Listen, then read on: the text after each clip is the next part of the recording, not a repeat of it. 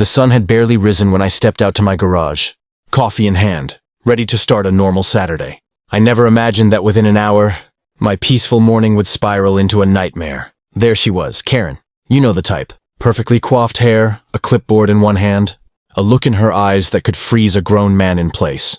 And for no apparent reason, she was staring at my truck. My truck, parked safely in my own garage. My heart skipped a beat. Was she serious? It all started weeks ago with minor complaints. A lawn too long notice here. A trash can out of place warning there, but this was different. Karen had crossed a line that I never thought anyone could.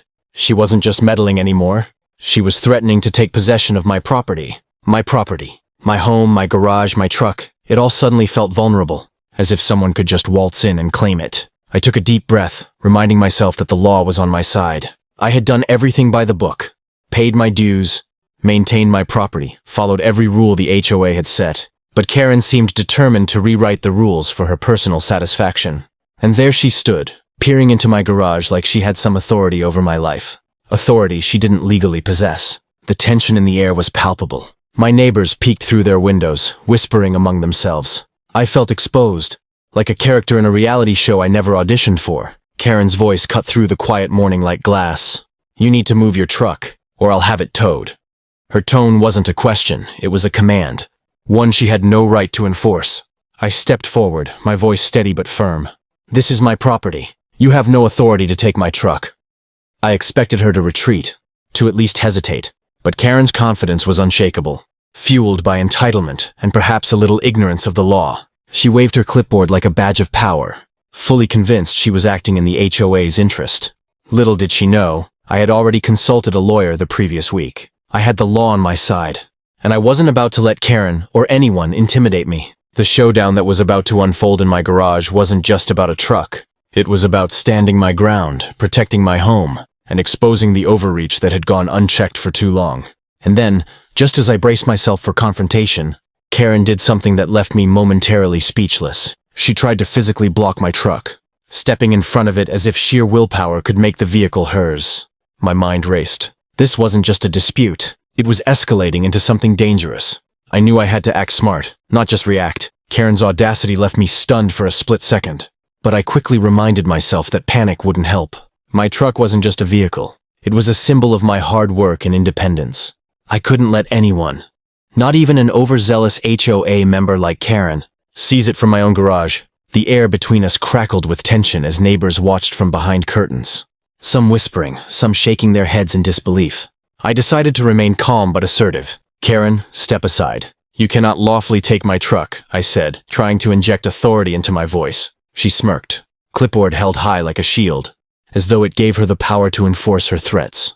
I'm doing what's best for the community, she replied. Her words were polished, rehearsed, but they reeked of entitlement. I knew this wasn't about the community. It was about her ego. At that moment, I remembered the advice my lawyer had given me. Never escalate physically. Document everything and stay within the law. So I pulled out my phone and began recording. Karen's expression shifted slightly. When she noticed the camera lens pointed at her, her confidence wavered, but only for a moment. She continued her argument, citing obscure HOA rules and regulations, none of which justified her actions.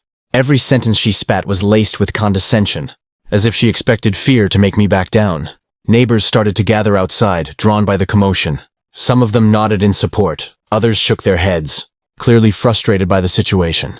I realized quickly that public accountability might be my secret weapon. Karen, who thrived on control, visibly tensed as more eyes turned toward her. She tried to intimidate, but I could see that her power was evaporating.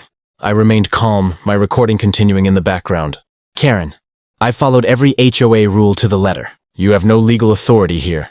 Any attempt to seize my property will be reported, I said firmly. My voice carried conviction, and I could see doubt flicker across her face. For the first time, she hesitated.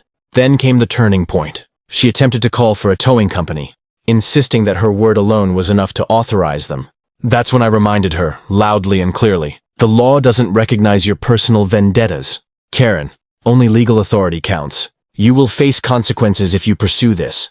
Karen froze, caught between stubbornness and reality. I knew this standoff was far from over, but I also realized something crucial. She underestimated me, underestimated the law, and underestimated the fact that I was ready to defend my property at all costs. With tension still thick in the air, I stepped back, keeping my truck between us. The legal battle was imminent, but the first real cracks in Karen's armor were showing. After the tense standoff in my garage, I knew it was only a matter of time before things escalated further. Karen's boldness had crossed legal lines, and I had prepared for this moment. I contacted my lawyer immediately, explaining every detail of the confrontation.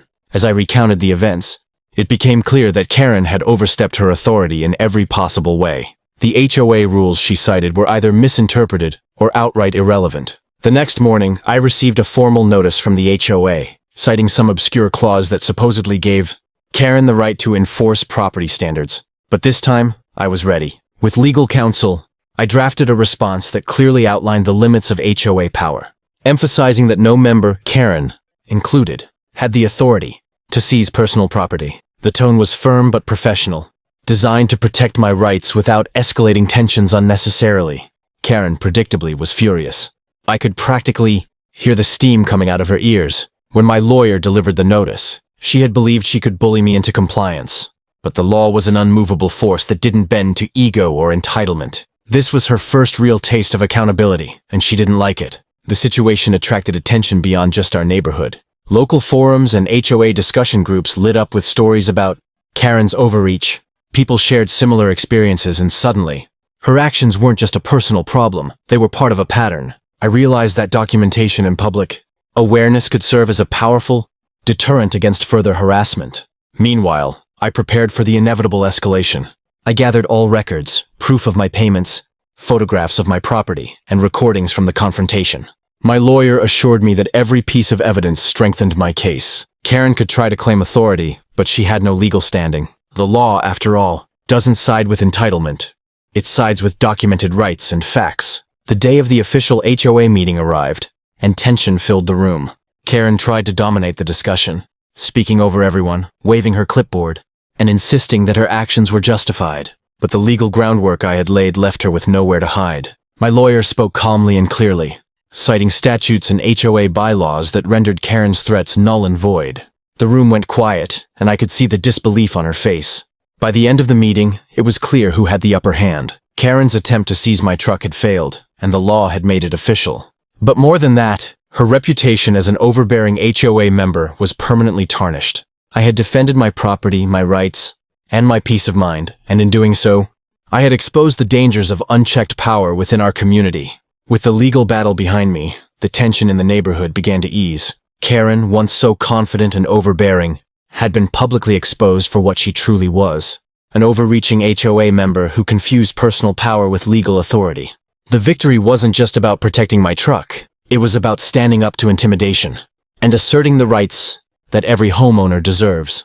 In the days that followed, I noticed subtle changes. Neighbors who had quietly suffered under Karen's strict enforcement of trivial rules began speaking up. Conversations that had once been hushed behind closed doors became open. Discussions about HOA, accountability, and fair practices. By standing my ground, I had inadvertently given others the courage to question her authority and demand transparency. Karen, unsurprisingly, did not take the loss gracefully. She avoided eye contact, muttered complaints to anyone who would listen, and continued to wield her clipboard like a weapon of intimidation. But the power dynamic had shifted. The law had drawn a clear line, and anyone attempting to cross it now had to reckon with legal consequences. Her ability to intimidate and manipulate was effectively neutralized. I reflected often on what this ordeal had taught me. First, knowledge is power.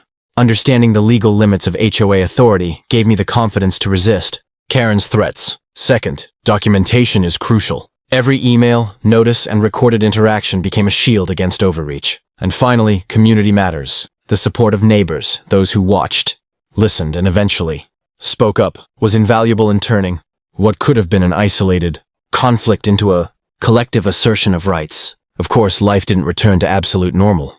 There was still occasional tension when Karen passed by, her glare sharp but powerless. But now, my garage and my truck were safe. Peace, at long last, returned to my property. I realized that homeownership isn't just about paying bills and maintaining your space. It's about protecting your rights and standing firm when those rights are challenged. Looking back, I'm proud of how I handled the situation. Fear and intimidation are common tactics, but they only work when met with silence or submission.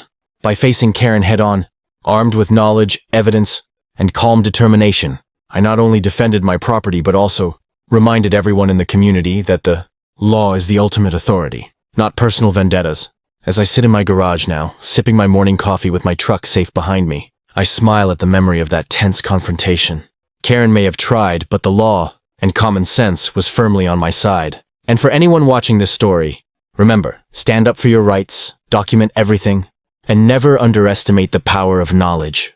If you enjoyed this story, don't forget to hit that subscribe button for more wild HOA encounters. Give this video a like to show your support, and drop a comment below sharing your own crazy HOA or Karen experience. I'd love to hear your story.